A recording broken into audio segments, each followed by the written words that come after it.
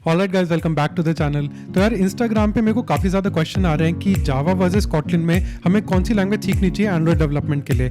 ये क्वेश्चन मुझसे इंस्टाग्राम पे पूछा गया है, कमेंट सेक्शन में पूछा गया है एंड अभी मैंने एक पोल करा था, उसमें भी सबसे ज़्यादा रिक्वेस्टेड वीडियो थी ये कि जावा वर्सेस कॉटलिन में से हम कौन सी लैंग्वेज देखें एंड्रॉइड डेवलपमेंट के लिए।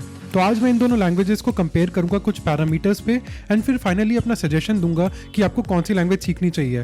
मेरे को ऑलमोस्ट 5 से 6 साल हो चुके हैं एंड्रॉइड करते हुए। मेरे को कॉलेज में कीड़ा लग गया था एंड मैंने एंड्रॉइड की ग्रोथ देखी है। मैंने देखा है कि कब कॉटलिन आई थी एंड कॉटलिन कैसे एकदम से इतनी तेज़ी से ग्रो करी है एंड फिर फ्यूचर क्या है अब एंड्रॉइड डेवलपमेंट का, तो मैं आपको अच्छी तरह बता सकता हूँ। तो ये वीडियो काफ़ी यूजफुल होने वाली है अगर आप एंड्रॉइड डेवलपमेंट में जाना चाहते हो। So watch it till the and let's get started. तो सबसे पहले बात करते हैं इंटरऑपरेबिलिटी की। तो कॉटलिन के राइज का जो रीज़न है उसमें बहुत बड़ा कंट्रीब्यूटर रहा है इंटरऑपरेबिलिटी, यानी कि कॉटलिन और जावा एक सिस्टम में एक साथ रह सकती है।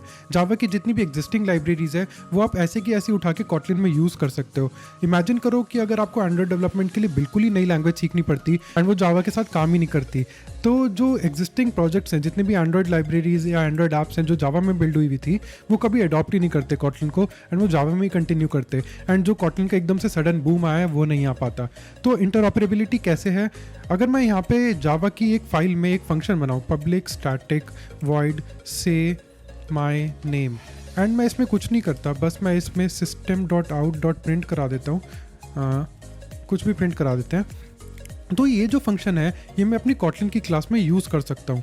तो अगर मैं यहाँ पे एक फंक्शन बनाऊँ फन रैंड एंड इसमें जावा यूटिल डॉट मैं से माई नेम ऐसे कॉल कर सकता हूँ एंड सिमिलरली मैं जावा यूटिल की क्लास से कॉटलिन यूटिल का कोई भी फंक्शन कॉल कर सकता हूँ। तो कॉटलिन में स्टैटिक चीज़ें नहीं होती, इसमें होता है कंपेनियन ऑब्जेक्ट। इसके अंदर आपको फंक्शन डिक्लेयर करना पड़ेगा से माई नेम एंड फिर इसमें आपको प्रिंट कॉल करना पड़ेगा। तो इसमें हम कॉल करते हैं प्रिंट ये से माई नेम एंड फिर मैं यहाँ पे कॉटलिन यूटिल डॉट कंपेनियन डॉट से माई नेम कॉल कर सकता हूँ। एंड अगर आपको ये कंपेनियन कीवर्ड भी नहीं लगाना है तो यहाँ पे आप @JVM स्टैटिक लिख सकते हो। उसके बाद जावा के कंपाइलर को पता लग जाएगा कि ये स्टैटिक फंक्शन है एंड इसको डायरेक्टली कॉल कर दो। तो ये दोनों एक दूसरे को कॉल कर सकते हैं, बात कर सकते हैं एंड एक दूसरे के साथ रह सकते हैं। एंड ये दोनों एक दूसरे से बात क्यों कर पाती है, इंटरऑपरेबल क्यों है? क्योंकि ये दोनों लैंग्वेजेस बाइट कोड में कंपाइल होती हैं एंड बाइट कोड वो चीज़ है जो कि JVM पे रन करता है। सो इवेंचुअली ये जो कॉटलिन है ये भी बाइट कोड में ही कंपाइल होगा। जावा तो हमेशा बाइट कोड में कंपाइल होती आ रही थी। So this is why they both can run on JVM and that is why they both are interoperable. अगला पॉइंट जो मैं डिस्कस करना चाहता हूँ वो है नलेबिलिटी। तो आपने काफ़ी सुना होगा कि Kotlin is a null safe language and Android developers को नल पॉइंटर एक्सेप्शन, जो कि बहुत ड्रेडेड एक्सेप्शन है, उससे बचाती है। तो ये होती क्या है, इसका मेरे को एक एग्जांपल देना पड़ेगा छोटा सा। तो यहाँ पे एक वेरिएबल डिक्लेयर करते हैं जावा में, इसको डिक्लेयर करते हैं इंटीजर एंड ये होगा नल इनिशियली। तो अगर मैं यहाँ पे ए पे कोई फंक्शन कॉल करता हूँ, जैसे कंपेयर टू कॉल करा, तो आप देखोगे कि हमें कोई एरर नहीं मिलेगा। ये कह रहा है एरर इसलिए दे रहा है क्योंकि इस पे स्टैटिक नहीं डिक्लेयर करा। तो अगर मैं इसको स्टैटिक कर दूं तो आप देखोगे कि कोई एरर नहीं दे रहा एंड अगर मैं इसे रन करता हूं अभी तो मेरे को मिलेगी नल पॉइंटर एक्सेप्शन। क्यों? क्योंकि ए अभी नल है एंड मैं उस पर फंक्शन कॉल करने की कोशिश कर रहा हूँ। तो जब ए कुछ एग्जिस्ट ही नहीं करता तो उस पर फंक्शन कैसा, तो इसे कहते हैं नल पॉइंटर एक्सेप्शन। तो जावा जो लैंग्वेज है वो रन टाइम पे मेरे को ये एरर थ्रो कर रही है एंड होगा क्या कि मेरी एप्लीकेशन क्रैश हो जाएगी। वहीं कॉटलिन हमें प्रोटेक्ट करता है। तो ये कैसे? अगर मैं यहाँ पे एक वेरिएबल डिक्लेयर करूँ, मानो similar int is equal to null, तो आप देखोगे कि पहले तो कॉटलिन हमें ये डिक्लेयर ही नहीं करने देगा, हमें एरर दे देगा। क्यों? क्योंकि कॉटलिन में दो तरह के वेरिएबल होते हैं, एक तो नलेबल, एक नॉन नलेबल। तो अभी जो हमने इंट डिक्लेयर कर रहा है ये नॉन नलेबल है। इसको नलेबल करने के लिए मैं क्वेश्चन डिक्लेयर कर दूंगा यहाँ पे एंड अब देख सकते हो कि अब इसमें हम नल वैल्यू स्टोर करा सकते हैं। लेकिन अब भी अगर मैं इसमें कोशिश करूं कंपेयर टू कॉल करने की, तो आप देखोगे कि यहाँ पे मेरे को इसने रेड लाइन दे दी, स्क्विगली लाइन इसे कहते हैं, इसने हमें दे दी। ये कह रहा है कि ओनली सेफ और non null asserted calls are allowed on a nullable receiver. तो ये कह रहा है कि ये नल हो सकता है, इसलिए आपको ध्यान रखना पड़ेगा। तो मेरे को क्या करना पड़ेगा, यहाँ पे क्वेश्चन मार्क डालना पड़ेगा एंड अब ये चल जाएगा। तो आप देखोगे कि अब ये मेरे को रन टाइम पे एरर नहीं देगा, ये बस यहाँ पे कंसोल में नल प्रिंट कर देगा। तो आप देख सकते हो कि इसने कंसोल में नल प्रिंट कर दिया। तो हुआ क्या, अगर मैंने यहाँ पे क्वेश्चन ना टाइप करा होता तो ये मेरे को कंपाइल टाइम पे एरर दे देता, वेराज जावा ने ऐसा नहीं करा, इसने सिर्फ रन टाइम पे एक्सेप्शन थ्रो करी। तो कॉटलिन जो है वो आपको मजबूर करता है सोचने पे कि अगर आपका वेरिएबल नल हुआ तो आप क्या करना चाहते हो, तो इससे आप बच जाते हो। कई बार आपका ध्यान नहीं होता तो जावा में भूल जाते हैं, इसलिए कॉटलिन में आप बच जाते हो। लेकिन कॉटलिन ऐसा नहीं है कि आपको नल पॉइंटर एक्सेप्शन दे ही नहीं सकता, आप ओवरराइड कर सकते हो इस बिहेवियर को। आप कह सकते हो कॉटलिन से कि आपको मत सिखा, चल नहीं, मैं तुमसे ज़्यादा समझदार हूँ, ये कभी नल नहीं होगा। 2 सेमीकोलन लगाए और अब इसको रन करेंगे तो आप देखोगे कि यहाँ पे भी नल पॉइंटर एक्सेप्शन आ जाएगी। तो कॉटलिन इनहेरेंटली खुद आपको प्रोटेक्ट नहीं कर सकता, ये बस आपको सोचने पे मजबूर करता है कि अगर नल हुआ तो क्या करना है। तो अब अगली बात करते हैं कि किस में कोड ज़्यादा कंसाइज है। फॉर एग्जाम्पल, अगर मेरे को यहाँ पे जावा में एक पोजो क्लास डिक्लेयर करनी हो, पोजो यानी कि प्लेन ओल्ड जावा ऑब्जेक्ट्स, ये क्लास होती है जिसपे सिर्फ वेरिएबल्स होते हैं एंड आपके गेटर और सेटर होता है। ये मैं अभी आपको दिखाता हूँ क्या। तो पर्सन की होती है एज एंड उसका होता है नाम, string name is equal to अपना नाम ही लिख देता हूँ। एंड अगर मैं इसमें गेटर सेटर डालूँ तो आपको पता लग जाएगा कि क्या बात कर रहा हूँ मैं। गेटर यानी कि ये मेरे को वो वेरिएबल रिटर्न कराएगा, सेटर यानी कि उस वेरिएबल पे कुछ डेटा सेट कर देगा। तो इसको कहते हैं plain old Java objects and ये सिर्फ डेटा होल्ड करने के काम आती हैं। तो अगर मैं इसको यहाँ पे यूज़ करूँ तो मैं आपको दिखाता हूँ कि आप उसे कैसे यूज़ कर सकते हो। Val A is equal to person and फिर ए पे मैं काफ़ी चीज़ें कॉल कर सकता हूँ, A dot get age, A dot set age, ये मैं इस पर काफ़ी चीज़ें कॉल कर सकता हूँ। तो ये सिमिलर अगर पोजो क्लास में को कॉटलिन में डिक्लेयर करनी होती तो आप देखना अभी कि कितनी आसान है कॉटलिन में डिक्लेयर करना वर्सेस जावा में डिक्लेयर करना। तो कॉटलिन में हम एक क्लास डिक्लेयर करेंगे, इसका नाम देंगे डॉग। तो अगर मेरे को वही similar plain old Java object बनानी है जिसमें एज और नाम है, तो इसके लिए मेरे को यहाँ पे ये हटाऊंगा मैं और करूँगा डेटा क्लास डॉग एंड इसमें मैं दूंगा वैल, इसका नेम जो कि होगा एक स्ट्रिंग, उसका डिफ़ॉल्ट वैल्यू होगी अपना नाम नहीं, एंड वैल एज जिसकी डिफ़ॉल्ट वैल्यू होगी 10 साल। मेरे को नहीं पता डॉग 10 साल जीते यानी, बट हाँ। तो आप देख सकते हो कि कॉटलिन में ये सिर्फ एक लाइन का कोड है एंड जावा में है ये कम से कम 22 लाइन का कोड।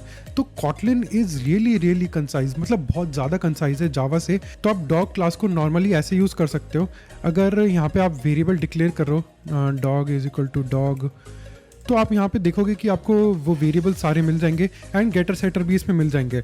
अगर गेटर सेटर यूज़ करना है तो यहाँ पे VAR कर दो। वैल यानी कि आप इसमें वैल्यू चेंज नहीं कर सकते, वैर यानी कि चेंज कर सकते हो। तो एज इज इक्वल टू 10 आप इसको ऐसे एक्सेस कर सकते हो। इसको कहते हैं प्रॉपर्टी एक्सेस सिंटैक्स। तो it is similar as set age या गेट एज, बट इसमें क्या होता है कि आपको पूरा फंक्शन नहीं कॉल करना पड़ता, आप बस इसको ऐसे डायरेक्टली सेट कर सकते हो। बट इंटरनली ये वो काम यही करता है, वो सेट एज ही कॉल करेगा एंड आपको कुछ चीज़ एक्सेस करनी है तो बस डॉग डॉट गेट एज कर लिया। So this is why Kotlin code is really concise and really fast to work with and ये आपकी प्रोडक्टिविटी बढ़ाता है। तो अगला जो मेरा पॉइंट है वो यही होने वाला है कि कौन सी लैंग्वेज ज़्यादा फन है काम करने के लिए एंड किस में आपकी प्रोडक्टिविटी बहुत ज़्यादा होगी। तो आप देख सकते हो कि Kotlin में मैंने जितना भी कोड लिखा है उसमें कहीं भी मेरे को सेमीकोलन डालने की ज़रूरत नहीं है। अगर ये डाला भी है तो इसको कोई यूज़ नहीं है। आप देख सकते हो कि ये ग्रे में है तो इसका मतलब इसका कोई यूज़ नहीं है, मैं इसको हटा भी सकता हूँ। तो Kotlin में कहीं सेमीकोलन डालने की ज़रूरत नहीं है, वेराज जो जावा है उसमें आपको सेमीकोलन हर जगह डालना पड़ेगा स्टेटमेंट के एंड में। तो अभी आपको लग सकता है कि ये तो बहुत छोटी बात है, लेकिन जब आप Kotlin में जाते हो, Kotlin में कोड करते हो एंड फिर वापस से जावा में आते हो तो आपके लिए बहुत बड़ी चीज़ होगी एंड आपको लगेगा कि आपको कितनी ज़्यादा फ्रिक्शन आ रही है। एंड मैं Kotlin में आपको एक और इंटरेस्टिंग फीचर दिखाना चाहता हूँ। तो ये Kotlin का शुगर है, यानी कि लैंग्वेज शुगर है। तो अगर आपको टोस्ट डिक्लेयर करना है तो आप कैसे करते हो normally, toast dot make text this, फिर आप करते हो हेलो, मतलब कोई भी मैसेज देते हो, फिर टोस्ट की लेंथ देते हो, length long and dot show call करते हो। इतना सब कुछ करते हो आप। जब भी आपको टोस्ट दिखाना है ये करना पड़ेगा। Kotlin क्या करता है, Kotlin कहता है कि आप इसको ईजी कर सकते हो एक्सटेंशन फंक्शन से। तो जो भी आपके वेरिएबल होते हैं, जो स्ट्रिंग वगैरह जो भी आप डिक्लेयर करते हो, वो इवेंचुअली एक क्लास होती है। तो आप अगर अंदर जाके देखोगे तो एक क्लास है, पब्लिक फाइनल क्लास है एंड इसमें कुछ फंक्शंस होते हैं। तो जैसे ये जो नेम है इसमें कुछ फंक्शंस हैं, कॉन्कैट, रिप्लेस, ये सब। तो ये फंक्शन ऑलरेडी डिक्लेयर्ड है, लेकिन Kotlin में आप इनको एक्सटेंड कर सकते हो, इस क्लास को एक्सटेंड कर सकते हो एंड इस पर कोई फंक्शन बना सकते हो। तो मैं करूँगा क्या, यहाँ पे स्ट्रिंग डॉट टोस्ट मी करके एक फंक्शन बनाऊंगा एंड इसमें मैं एक्सेप्ट करूँगा एक कॉन्टेक्स्ट। तो अभी आप देखना मैं करने क्या वाला हूँ, ये काफ़ी फ़न चीज़ होने वाली है। एंड इसमें मैं टोस्ट डिक्लेयर करूँगा इसमें मैं कॉन्टेक्स्ट यूज़ करने वाला हूँ एंड फिर मैसेज दिस, ये मैं आपको बाद में एक्सप्लेन करता हूँ अभी थोड़ी देर में कि ये हो क्या रहा है। तो अगर अब मेरे को कोई भी टोस्ट डिक्लेयर करना है तो मैं करूँगा क्या, सिंपल सा मैंने ये मैसेज करा हेलो वर्ल्ड डॉट टोस्ट मी, तो ये हो गया आपका टोस्ट। अब आपको बार बार ना बताना पड़ रहा है कि टोस्ट की लेंथ लॉन्ग रखो, ना बार बार आपको शो कॉल करना पड़ रहा है, ना ये मेक टेस्ट कॉल करना पड़ रहा है। आप क्या कर रहे हो, बस अपना स्ट्रिंग डिक्लेयर करा एंड बाकी जैसे फंक्शन रिप्लेस वगैरह कॉल करते हो वैसे ही आपने टोस्ट मी फंक्शन भी एक तरह से उसी क्लास में डाल दिया, तो उस क्लास को आपने एक्सटेंड कर दिया, इसलिए इसका नाम होता है एक्सटेंशन फंक्शन। तो स्ट्रिंग क्लास पे हमने टोस्ट मी डिक्लेयर करा जो कि एक एक्सटेंशन फंक्शन है, एंड फिर हमने उस फंक्शन की प्रॉपर्टी लिखी कि ये करेगा क्या। तो यहाँ पे दिस इसलिए यूज़ करा है क्योंकि ये जो मेथड है ये इस स्ट्रिंग पे डिक्लेयर हुआ है, तो ये इस स्ट्रिंग के इंस्टेंस को ही यूज़ कर लेगा यहाँ पे। ये थोड़ा ज़्यादा डीप हो जाएगा, एक्सटेंशन फंक्शन पे कभी एक और वीडियो बनाऊंगा। एंड ये काफ़ी यूज़ आते हैं, जैसे कि शेड प्रेफरेंसेस होते हैं, उसमें आपको काफ़ी सारे स्टेप्स करने पड़ते हैं सिंपल एक वैल्यू डालने के लिए। पहले आपको एडिट करना पड़ेगा, फिर उसमें आपको वैल्यू डालनी पड़ेगी, फिर कमिट करना पड़ेगा। तो कई बार क्या होता है कि आप एडिट और कमिट डालना भूल जाते हो, तो एक्सटेंशन फंक्शन वहाँ काम आते हैं। यानी कि बस आप ये वैल्यू लोगे और डॉट शेड प्रेफ कर दोगे तो वो वैल्यू जाके स्टोर हो जाएगी। आपको कॉन्टेक्स्ट तो पास कराना पड़ेगा, लेकिन जो रिडंडेंट स्टेप्स होते हैं जैसे कि बार बार एडिट और अप्लाई कॉल करना, वो आपको कॉल नहीं करने पड़ेंगे। सिमिलरली जब आप ओपन डेटाबेस करते हो तो आप बिगिन ट्रांजैक्शन करते हो, कमिट ट्रांजैक्शन करते हो, तो वो भी आपको नहीं करने पड़ेंगे, आप वहाँ भी बच जाओगे। तो extension functions are really useful and are really fun to work with. अगला पॉइंट आता है कम्युनिटी सपोर्ट का। तो कम्युनिटी सपोर्ट मतलब जब भी आप अटकते हो तो अब आप कहाँ जाते हो, आप स्टैक ओवरफ्लो जाते हो, गूगल पे लिखते हो अपना एरर, स्टैक ओवरफ्लो का पहला लिंक खोल देते हो। तो जो जावा है वो काफ़ी टाइम से है यहाँ पे इस इकोसिस्टम में, तो इसलिए उसके यूजर्स ज़्यादा हैं एंड उसका कम्युनिटी सपोर्ट भी ज़्यादा है। आपको ईजिली उसके आंसर्स मिल जाएंगे आपके एरर्स के। तो आप इस ग्राफ में देख सकते हो कि जावा की पॉपुलैरिटी 40.2% है, यानी कि बहुत 40.2% लोग इसे यूज़ करते हैं, वेराज वहीं कॉटलिन 7.8% लोग यूज़ करते हैं। तो जावा बहुत टाइम से है इसलिए उसका कम्युनिटी सपोर्ट भी ज़्यादा है, बट कॉटलिन कम है तो इसका कम्युनिटी सपोर्ट भी कम है। बट मेरे को कभी ऐसा नहीं लगा पर्सनली कि कॉटलिन में मेरे को एंड्रॉइड डेवलपमेंट में स्पेसिफिकली कोई दिक्कत आई हो, मेरे को हमेशा आंसर्स मिल जाते हैं। एंड क्योंकि कॉटलिन और जावा इंटरऑपरेबल है इसलिए मोस्टली जो सोल्यूशन जावा में काम करते हैं वो थोड़े मॉडिफिकेशंस के साथ कॉटलिन में भी काम कर जाते हैं। तो अब बात करते हैं कि मेरा पर्सनल एक्सपीरियंस कैसा रहा है। तो यार मैंने जितना भी देखा है वो ये है कि जो नया कोड है वो अब कॉटलिन में लिखा जा रहा है, लेकिन जो लेगेसी सिस्टम मेंटेन करने, यानी कि कॉटलिन तो अभी 2017-18 में आई है, लेकिन जो लेगेसी सिस्टम है उससे पहले की जो ऐप्स हैं वो जावा में ही चली आ रही हैं एंड आपको उसको भी मेंटेन करना पड़ेगा। तो आपको जावा भी आनी चाहिए, आपको कॉटलिन भी आनी चाहिए। नए कोड में कॉटलिन यूज़ होगी, पुराने सिस्टम्स आपको मेंटेन करने ही पड़ेंगे। अगर आप किसी अच्छे स्टार्टअप में जाओगे, उनकी पुरानी टाइम से ऐप चली आ रही तो आपको जावा में ही मेंटेन करनी पड़ेगी। तो आपको आनी तो दोनों लैंग्वेज चाहिए। अब आप अपना ये कर सकते हो कि फोकस ज़्यादा कॉटलिन में रखो एंड जो जावा है वो आप डेटा स्ट्रक्चर्स एंड एल्गोरिदम्स के सीख लो। तो अगर आप डेटा स्ट्रक्चर्स एंड एल्गोरिदम्स के लिए जावा सीख लोगे तो आप एंड्रॉइड डेवलपमेंट भी आपका काम हो जाएगा। इतनी तो आपको आ जाएगी जावा कि आप एंड्रॉइड डेवलपमेंट कर पाओ, और कॉटलिन तो आप कर ही रहे हो एंड्रॉइड डेवलपमेंट के लिए। नई जो एंड्रॉइड डेवलपमेंट है उसमें आप कॉटलिन ही सीख रहे हो, तो आपको you get best of both worlds. आपको जावा भी आ गई, कॉटलिन भी आ गई, आपका DSA भी हो गया, तो you get the best of 3 worlds. So एक तीर से 3 निशाने हो गए।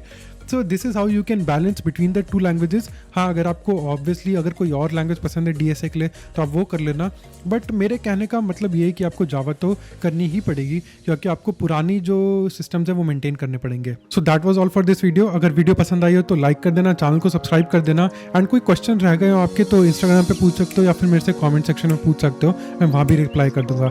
एंड ये वीडियो दोस्तों के साथ शेयर करो यार, एंगेजमेंट चली गई चैनल की। अपने दोस्तों के साथ शेयर करो, अपने व्हाट्सएप ग्रुप पे शेयर करो, जहाँ टेलीग्राम वगैरह सिग्नल जो भी यूज़ करते हो फलाना ढिमकाना, वहाँ शेयर करो। खूब आग की तरह फैला दो इस वीडियो को। I will see you in the next video.